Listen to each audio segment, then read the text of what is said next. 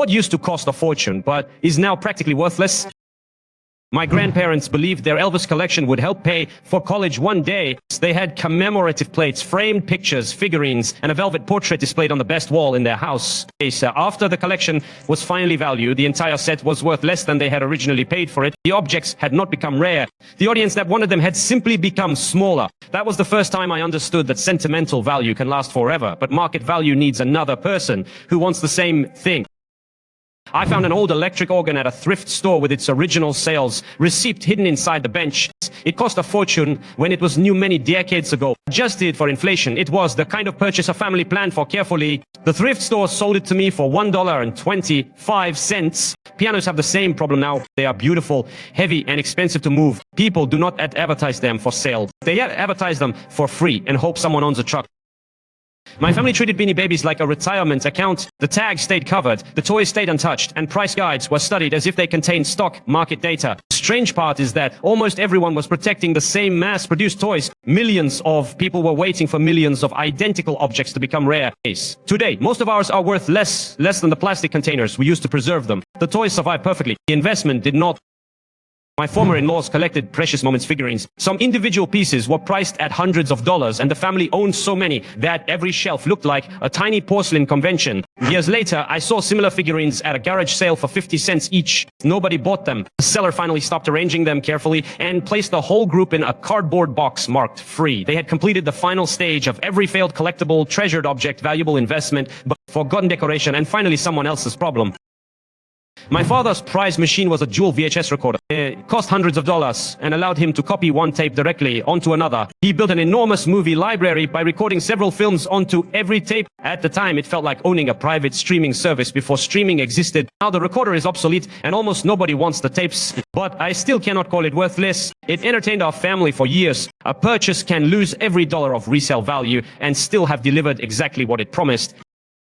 Long-distance telephone calls used to be something families scheduled. Everyone waited until the cheaper evening rate, watched the clock, and tried to fit an entire relationship into a few expensive minutes. Children learned to make collect calls and squeeze a complete message into the name field. Instead of accepting the charges, a parent would hear something like, "Practice is over, pick me up," reject the call, and leave the house. Today, a video call across the world can cost nothing. Service became almost free, but the old tricks remain priceless family stories.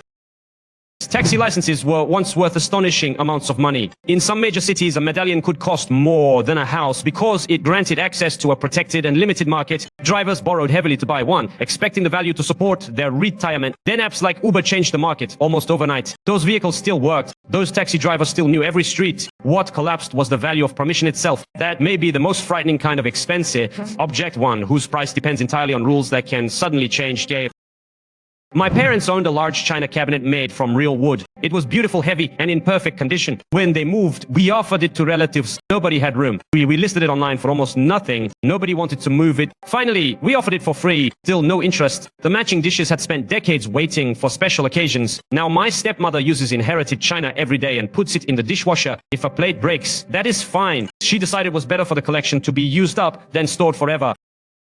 Every respectable home seemed to own a complete encyclopedia set. Salespeople presented those books as an investment in a child's future, and families paid a serious amount of money for them. To be fair, they worked. Those volumes rescued countless school reports before online research existed. But information changes faster than a printed set can. Now libraries struggle to accept donated encyclopedias. Thrift stores do not want them, and most sets are too outdated to trust.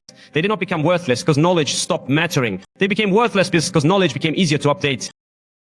Pocket calculators were once luxury electronics. Early models cost the equivalent of thousands of dollars today. Within a few decades, businesses were giving simple calculators away as promotional gifts. Then smartphones made them unnecessary. The same thing happened to dedicated GPS units, CD burners, dial-up modems, and portable music players. Technology can transform a miracle into clutter faster than almost anything else. The funny exception is that if you keep obsolete technology long enough, it sometimes becomes collectible again. There is apparently a valley between outdated junk and valuable vintage. I once used a work bonus to buy a huge flat-screen television. It was not flat by modern standards. It was an enormous glass box that required 2 adults to move, but the picture looked incredible. A few years later, a larger and thinner television cost a fraction of the price. I kept the old one longer than I needed because throwing it away felt like admitting what I had paid. Eventually, a neighbor helped me drag it to a recycling center. The television had gone from status symbol to physical burden while still working perfectly. My family collected decorative baskets that were marketed as future heirlooms. Special editions came with certificates, protective liners, and stories about traditional craftsmanship. These days, the baskets appear at garage sales for a tiny fraction of their original price. Even people who want a useful picnic basket have trouble finding one because so many of the collectible versions were designed for oddly specific decorative purposes. That is a useful warning. If an object is not rare and is not useful, its future value depends entirely on fashion remaining unchanged. There was a time when wealthy Europeans displayed pineapples at dinner parties. The fruit was so rare and expensive that some people rented one for the evening without planning to eat it. Now a pineapple is an ordinary grocery item. Aluminum went through an even stranger transformation.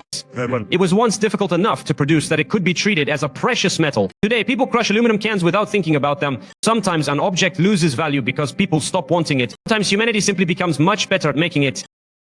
The common thread is not that previous generations were foolish. They bought what looked valuable in the world they understood. A piano represented culture. An encyclopedia represented education. A taxi license represented security. A cabinet full of china represented a legacy. Collectibles promised that nostalgia could earn interest. The world changed, and buyers changed with it. Objects made in huge quantities do not automatically become valuable. The rooms full of unwanted figurines are proof. Own something because it makes you happy today. Do not depend on an imaginary stranger paying a fortune for it later.